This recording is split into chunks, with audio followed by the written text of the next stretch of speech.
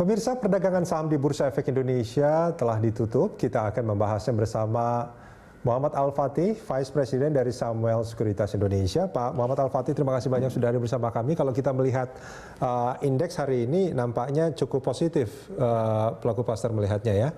Ini ditutup di level 9.075. Ini naik 1,37%. Nah, kalau saya melihat grafiknya ini di awal itu memang sempat naik cukup tinggi, terus kemudian sempat turun sedikit, tapi beranjak perlahan dari sana sekitar pukul 11 sampai akhir itu ditutup di zona positif. Sentimen apa yang mempengaruhi menurut Anda? Ya, kalau saya lihat sih ini reaksi terhadap penurunan kemarin kan itu minus 2,8 gitu ya. Jadi ini ada reboundnya kan sekarang 1,37 ya. Jadi belum menutupi penurunan yang kemarin sebenarnya. Kemarin itu kan ada data inflasi yang ternyata deflasi gitu ya, dan juga di akhir minggu yang lalu berita-berita negatif tentang resesi Eropa dan lain sebagainya. Jadi sentimen awal minggu ini jelek sekali gitu ya, seperti itu. Nah, besok ada lagi pengumuman GDP kalau nggak salah ya. Dengan deflasi yang ada, GDP juga mungkin akan buruk ya.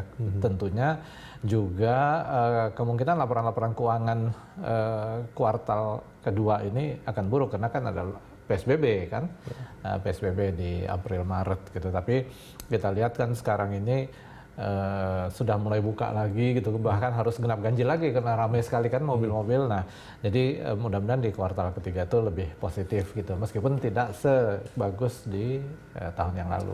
Artinya sentimen minggu ini lebih banyak negatifnya sebetulnya dibandingkan positifnya. Di awal-awal minggu. Di awal minggu negatif, tapi saya rasa penurunan kemarin sih sudah mewakili ya. Jadi yang ada sekarang mudah-mudahan sampai akhir minggu ini mudah-mudahan berita bagus besok gitu, tidak menekan lebih jauh ya, tapi masih ya inilah. Apa yang diharapkan, sentimen positif apa kira-kira yang bisa membuat indeks pada pekan ini akan berada di zona positif? Ya, besok kan ada berita GDP gitu ya, dan GDP-nya saya tidak mengikuti juga tadi ya konsensusnya, saya datanya belum lihat konsensusnya seperti apa, tapi kalau ternyata tidak seburuk yang diperkirakan gitu, itu walaupun turun tapi tidak seburuk yang diperkirakan, itu menjadi sentimen positif. Betul, karena orang udah memperkirakan ini pasti buruk gitu, tapi buruknya seberapa aja. Itu saja ya. Nah, ini kalau kita melihat di perdagangan hari ini sektor yang paling banyak menopang indeks berada di zona positif apa saja, Pak Al-Fatih? Kalau kita lihat finance ya, sama consumers gitu ya, dan mining gitu. Finance ini kan memang kemarin adalah sektor yang membuat indeks kita turun jauh gitu ya.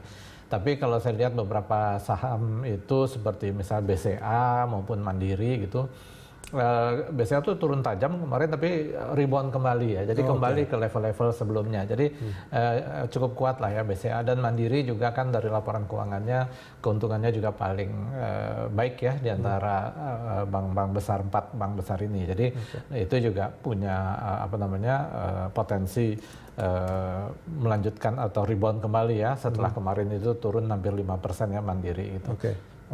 Ini kan sebetulnya kalau kita bicara soal pandemi seperti sekarang, beberapa waktu lalu saham-saham berbasis farmasi itu kan cukup menarik gitu.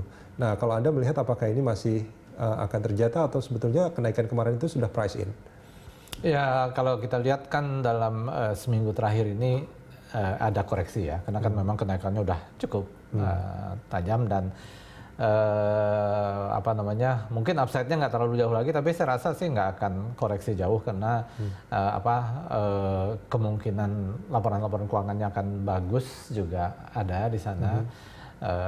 Kan juga kalau nggak salah saham Kimia Farma atau Indofarma itu udah ada kelihatan ya laporannya baik gitu ya. Jadi memang itu sektor yang kuat lah ya, karena pada mencari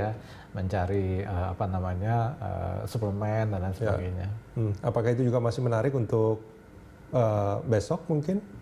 Saya rasa kalau sampai dengan sore ini seperti Inaf maupun Kimia Farma serta Kalbe Farma masih punya potensi ya. Masih punya potensi. Atau Anda punya rekomendasi lain mungkin saham-saham tertentu yang masih patut untuk dikoleksi? Ya, yang seperti saya sampaikan tadi ya, seperti Mandiri, kemudian BCA Masih di juga finance ya? masih di finance. Maksudnya finance itu memang penggerak market gitu ya. Jadi kalau saya percaya bahwa composite kita, IHSG kita nggak turun jauh, ya mungkin itu saham-saham yang menarik gitu. Memang dia pengaruhnya sangat besar kalau di perbankan dan finance ya. Tapi ada beberapa sektor lain juga tadi yang sempat disebut sama Pak Al-Fatih. Ya, seperti consumer. United Tractor ini kan juga perkebunan dan mining ini cukup menarik gitu ya. Koreksi kemarin juga cukup menarik bahwa akan adanya rebound gitu ya. Jadi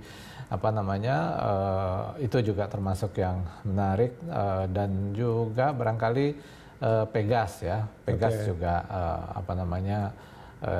dari pola-polanya juga menarik ya.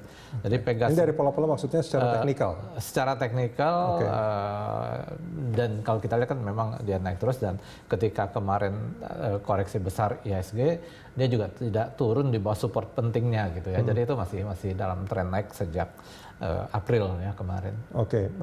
Menurut Anda IHSG besok akan bergerak bagaimana? Kalau saya melihat sih akan ada penguatan ya, tapi terbatas. Kan resistance-nya kemarin tuh 5.200, 5150 ya. Jadi mungkin dalam beberapa hari ini akan mencoba mendekati itu lagi gitu ya. Dan bottom-nya kan angka psikologis 5.000 ya, mungkin akan bertahan gitu. Ya kalaupun ada ekses ya mungkin sekitar 4.900 ya dalam beberapa hari ke depan. Saya cenderung sih melihatnya flat, cenderung menguat. Saran Anda untuk pelaku pasar besok? Ya, secara umum konsolidasi, artinya setiap kali ada kenaikan tinggi untuk saham-saham yang ada itu kita jual gitu. Nanti kalau ada koreksi yang besar ya kayak kemarin itu ya kita beli gitu. Tapi juga nggak terlalu besar karena ini kan masih konsolidasi ya. Jadi kita jaga-jaga cash kita untuk kalau misalnya ada koreksi besar, ya itu kesempatan kita untuk mendapatkan emiten yang murah. Gitu. Baik, Pak Muhammad Al-Fatih, terima kasih banyak sudah bersama kami di Closing Market.